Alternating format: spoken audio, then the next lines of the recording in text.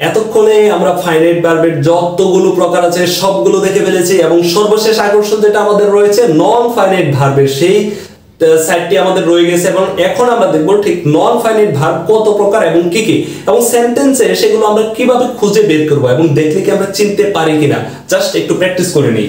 আচ্ছা, non finite verb কত প্রকার? তিন প্রকার। একদম সহজ। কত প্রকার? তিন প্রকার। এবং সেগুলো কি কি? Infinitive, gerund, participle. কয়টা? তিনটা। সেগুলো অনেক ইজি। তো আমরা যদি পরবর্তীতে দেখি যে ইনফিনিটিভ ভার্ব মূলত হচ্ছে টু প্লাস ভার্বের বেস ফর্ম। কি থাকবে? ভার্বের বেস ফর্ম। আচ্ছা, বেস ফর্ম বলতে আমরা কি কি বুঝি? যদি আমি লিখি এখানে ডোটা হচ্ছে মূলত ভার্বের বেস ফর্ম। প্রেজেন্ট ফর্ম কি কি হতে পারে? ডো হতে পারে অথবা ডাস হতে পারে। ডো অথবা ডাস। পাস্টের ক্ষেত্রে হতে পারে ডি। পাস্ট পার্টিসিপলের ক্ষেত্রে হতে পারে ডান। আচ্ছা, যদি এমনটা হয় তাহলে প্রেজেন্টের ক্ষেত্রে কি হতে পারে? ডো অথবা ডাস। এটা টেন্সের আলোকে, সাবজেক্টের আলোকে বসবে, ডো বসবে কিনা ডাস বসবে। তাহলে বেস ফর্ম হচ্ছে কি? ডো। তাহলে আমরা কি বলবো যে ইনফিনিটিভ যে ভার্বগুলো এটা টু প্লাস ভার্বের বেস ফর্ম। দেখো এখানে লিখেছি I want to go to Dhaka. আমি কোথায় যেতে চাই? ঢাকা যেতে চাই। টু গো, এটা কিন্তু টু এর পরে কি হয়েছে? ভার্বের বেস ফর্ম বসেছে। এটাই হচ্ছে ইনফিনিটিভ। আচ্ছা, দ্বিতীয় নম্বর হচ্ছে জিরান্ট। জিরান্টটাও খুবই গুরুত্বপূর্ণ। সেন্টেন্সের ভিতরে তোমরা এই ভার্বগুলো খুবই দেখতে পারবা।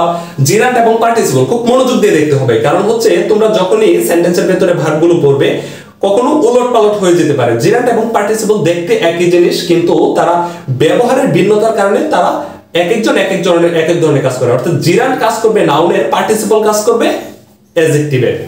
আচ্ছা, যদি আমরা দেখি যে জিরান্ট ভার্ব প্লাস আইএনজি যোগ। কি থাকবে? ভার্বের সাথে আইএনজি যোগ হবে, যা নাউন হিসাবে কাজ করে। কি হিসাবে? নাউন হিসাবে কাজ করে। আচ্ছা, একটা সেন্টেন্স দেখো তোমাদের জন্য লিখেছি সুইমিং। কি? Swimming is a good exercise. আচ্ছা, এটা কি একটা ভালো ব্যায়াম? আচ্ছা, সুইমিং অর্থ হচ্ছে সাঁতার কাটা, কিন্তু এর সাথে আমি কি যুক্ত করে দিয়েছি? আইএনজি যুক্ত করে দিয়েছি। আইএনজি যুক্ত করা দেওয়াতে এটা কি এখনো ভার্ব আছে? কখনো না, এটা কিন্তু ভার্ব নেই। তাহলে এটা কোন পার্সোপেস হিসাবে এখানে ব্যবহৃত হচ্ছে? এটা হচ্ছে নাউনের কাজ করতেছে। কেন? কারণ এটা সাবজেক্টের জায়গায় বসে আসে। আমরা জানি কি সাবজেক্ট হওয়ার ক্ষমতা কার কার আছে? সাবজেক্ট হওয়ার ক্ষমতা দুজন পার্সোপেসের আছে। দুইটার ভিতরে কি একটা হচ্ছে নাউন, একটা কি সাবজেক্ট হতে পারে নাউন। সাবজেক্ট হতে পারে, আমরা যদি লিখি সাবজেক্ট হতে পারে নাউন অথবা প্রোনাউন। অর্থাৎ যেহেতু এটা সাবজেক্টের কাজ করতেছে, এটা তো প্রোনাউন না। প্রোনাউন আমরা সহজেই চিনি এবং প্রোনাউন সম্পর্কে যদি তোমাদের ধারণা কম থাকে তাহলে কমেন্টের মাধ্যমে জানাও, আমি অবশ্যই প্রোনাউন নিয়ে তোমাদেরকে সুন্দর একটি গুছিয়ে ক্লাস দিয়ে দিব। তো এটা হচ্ছে নাউনের কাজ করতেছে এবং ভার্ব হিসাবে এখানে ভার্বের একটি ফর্ম বসেছে, আইএনজি যুক্ত হয়ে নাউনের কাজ করতেছে। তাহলে এটা কি বলে? কি জিরান্ট। একদম সহজ। এবং যদি তোমাদের এই ক্লাসগুলো ভালো লাগে এবং তোমরা গ্রামার থেকে কোন ক্লাসগুলো পেতে চাও এবং যদি তোমাদের ইংরেজি সাহিত্য সম্পর্কে কোনো ক্লাস প্রয়োজন হয় সেটি অবশ্যই কমেন্টের মাধ্যমে জানাবে এবং আমার Hasan fluent Flick YouTube channel এবং ফেসবুক পেজটি অবশ্যই ফলো দিয়ে রাখবে। তো 3 নাম্বার এট লাস্ট পার্টিসিপল। কি? পার্টিসিপল যে ভার্ব বাক্যে অ্যাডজেক্টিভের কাজ করে। কিসের কাজ করে? অ্যাডজেক্টিভের কাজ করে, সেটাকে কি বলে? পার্টিসিপল বলে।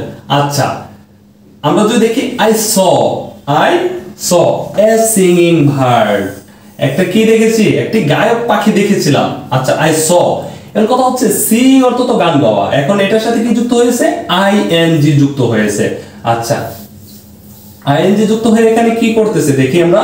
এই বার্ড কথাটা ওয়ার্ডটা হচ্ছে নাউন, একটি পাখি। আচ্ছা, একটি কেমন পাখি? গায়ক পাখি, সিঙ্গিং বার্ড। তাহলে এই সিঙ্গিং কথাটা মডিফাই করতেছে এই নাউনকে এবং এই নাউন সম্পর্কে অতিরিক্ত তথ্য দিচ্ছে। অর্থাৎ আমরা জানি নাউন সম্পর্কে অতিরিক্ত তথ্য দেয় শুধুমাত্র অ্যাডজেক্টিভ।